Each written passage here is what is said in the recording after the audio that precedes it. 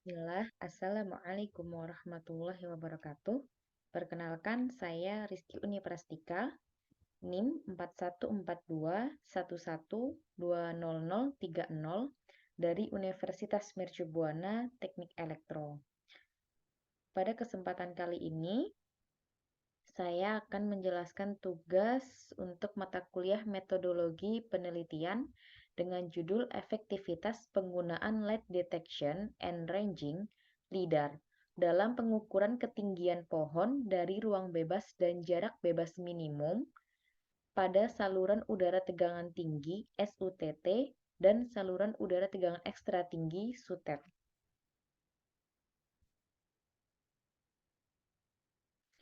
Agenda presentasi yaitu diawali dengan pendahuluan, tinjauan pustaka, dan metode penelitian. Untuk pendahuluan, dimulai dengan latar belakang, di mana ini merupakan gambar dari right of way of a transmission line, potential risk due to vegetation. Pada gambar ini menjelaskan terdapat potensi risiko dari adanya vegetasi yang tumbuh di sekitar konduktor fasa.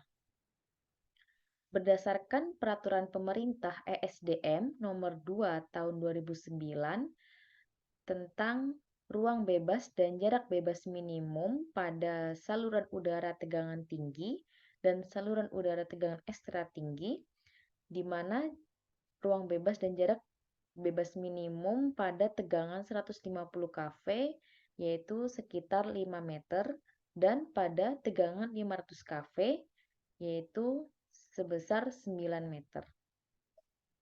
Ketinggian pohon dapat diukur menggunakan teknologi baru yaitu pada aerial photography, light detection and ranging atau yang biasa kita sebut dengan LIDAR. Di mana LIDAR ini merupakan sensor aktif yang digunakan untuk mengukur jarak pohon dari konduktor fasa. Dalam latar belakang yang telah saya tulis, terdapat 3 jurnal di mana LIDAR ini digunakan untuk pengukuran jarak antara pohon dengan konduktor fasa yang bertujuan untuk menjaga kehandalan sistem transmisi tenaga listrik. Menilik pada beberapa tahun yang lalu, yaitu pada tahun 2020, sempat terjadi musibah, yaitu blackout pada beberapa daerah.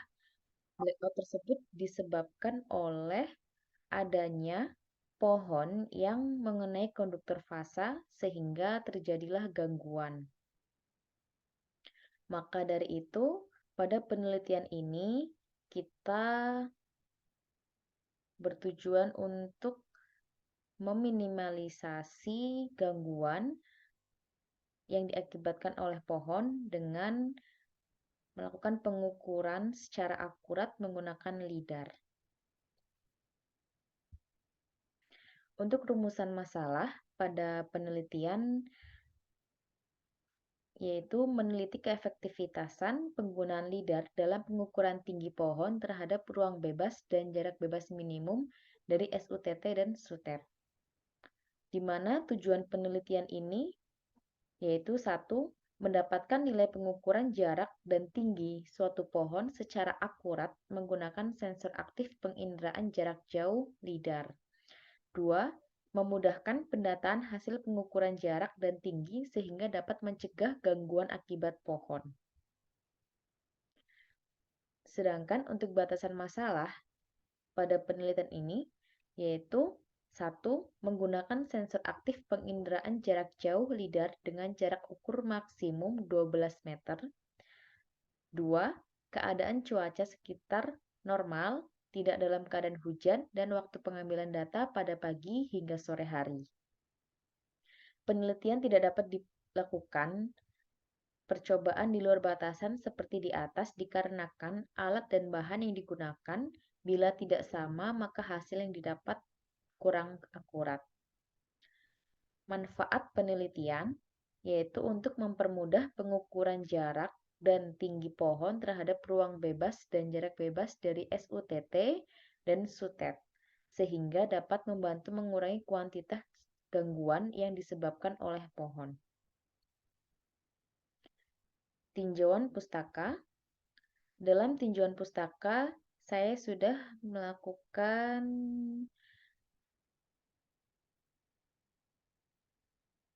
penelitian dengan mempelajari 15 jurnal.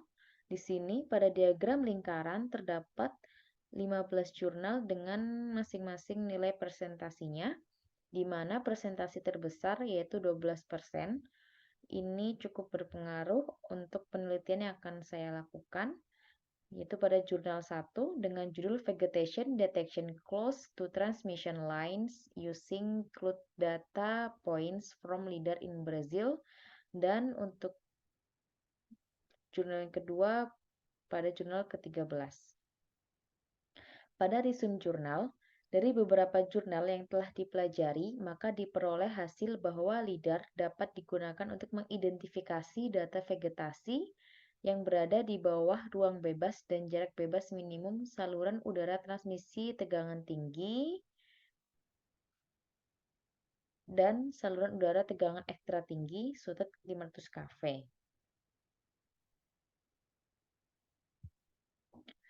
Ini adalah diagram tulang ikan, di mana yang menjadi akar atau ide dari penelitian ini yaitu gangguan disebabkan oleh pohon, di mana faktor-faktor yang mempengaruhi dari gangguan tersebut yaitu ada personil, material, metode, lingkungan, dan pengukuran. Kita mulai dari personil. Personil ini yang mampu mempengaruhi adanya gangguan yaitu personil tidak melakukan pengecekan secara mendetail. Dari pihak personil atau petugas kurang mengetahui metode yang tepat, serta jumlah personil cukup terbatas dibandingkan dengan jumlah tower yang dimiliki sangat banyak. Lanjut dengan material. Untuk material, yaitu ada keterbatasan material yang digunakan. Pada awalnya masih menggunakan teropong, dan untuk pencatatan data masukan masih menggunakan manual buku dan juga pena.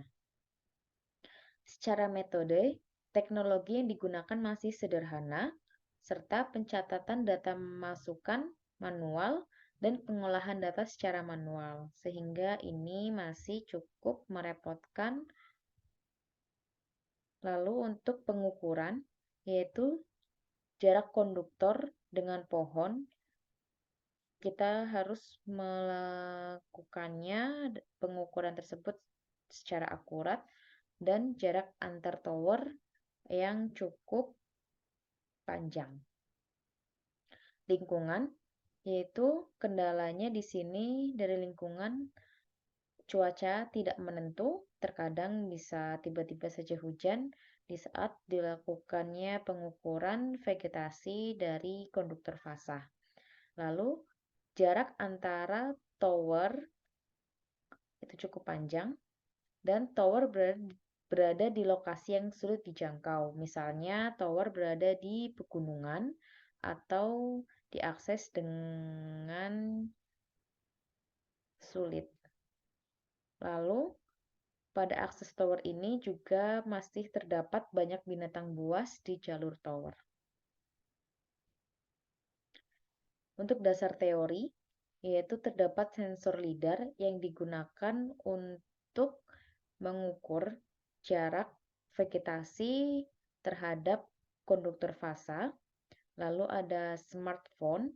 Di sini digunakan untuk mengolah data masukan. Dan Android Studio Software ini digunakan untuk menghitung nilai masukan yang didapat dari sensor LIDAR. Arduino Nano merupakan microcontroller Lalu Bluetooth yaitu merupakan komunikasi yang digunakan untuk mengirim data masukan ke smartphone. Dan giroskop di sini digunakan untuk mengetahui efektivitas pengukuran sudut, efektivitas kecepatan sudut. Dan tower SUTT 150 kV ini adalah tower yang akan kita gunakan untuk penelitian jarak vegetasi dari konduktor fasa.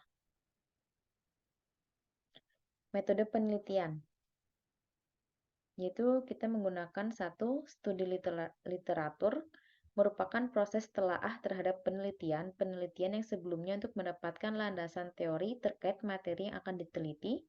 Studi literatur ini didapat dari jurnal nasional maupun internasional, buku standarisasi yang berkaitan dengan penelitian ini. 2. Observasi, yaitu proses pencarian data yang diperlukan dalam penelitian.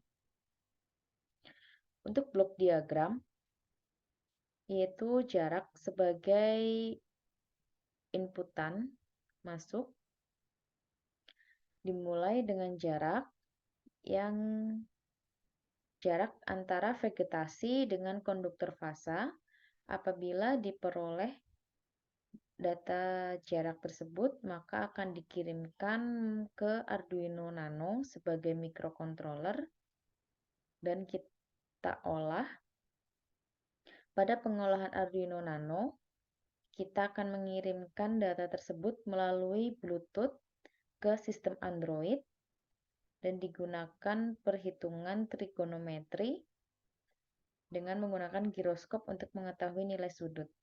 Apabila nilai sudut sudah diperoleh, maka hasil pengukuran jarak dan nilai sudut tersebut akan ditampilkan pada aplikasi user interface.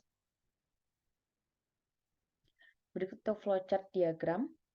Alur pada penelitian tersebut dimulai dengan membuka aplikasi antarmuka pada smartphone Android.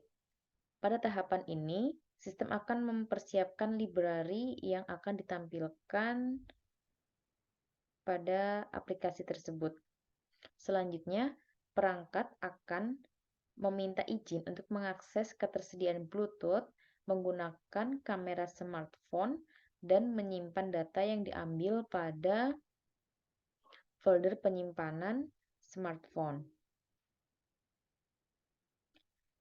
Setelah aplikasi terbuka dan perizinan diizinkan oleh pengguna, maka selanjutnya dilakukan proses pairing Bluetooth. Setelah saling terhubung, maka aplikasi antarmuka pada smartphone akan membaca masukan data dari alat. Apabila data masukan tersedia, maka